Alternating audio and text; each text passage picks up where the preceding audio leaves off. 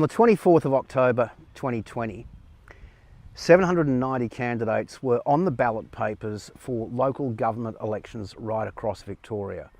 Of those 790, only 4 were Aboriginal or Torres Strait Islanders. That's less than 0.15%. Now, of those 4, 2 were eventually elected. Ashley Vandenberg in Melton, a Wiradjuri woman, and further north in the state of Victoria, we have Yorta Yorta man Greg James, and he joins us today as the first Aboriginal man elected to the Greater Shepparton City Council. Greg, I want to ask you, you're an artist, a teacher, a builder, a consultant, and you're now a politician.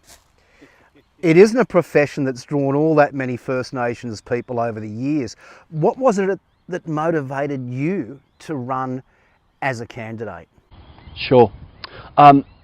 It's interesting that over the years I've sort of always had that inspiration to be involved in as a key leader of my community. Yeah.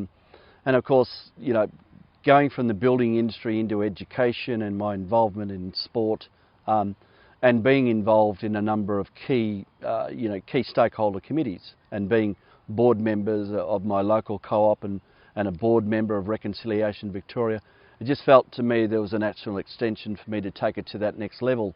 And of course, from my family point of view, that the inspiration for me also, and has always been from my ancestors and my great-grandfathers and my forefathers, and just to acknowledge their work that they done back in the late 1800s and the early 1920s. And they really planted the seed in regards to resilience and standing up for the rights and entitlements for Aboriginal people. So I guess I always had that within me, within my mantra and my soul and my spirit.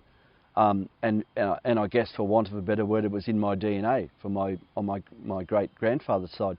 So I always wanted, and I always had that inspiration to say, I want to be in a position where I can make some real effective changes for my people, and I can do it as I am, as going about my normal life and etc.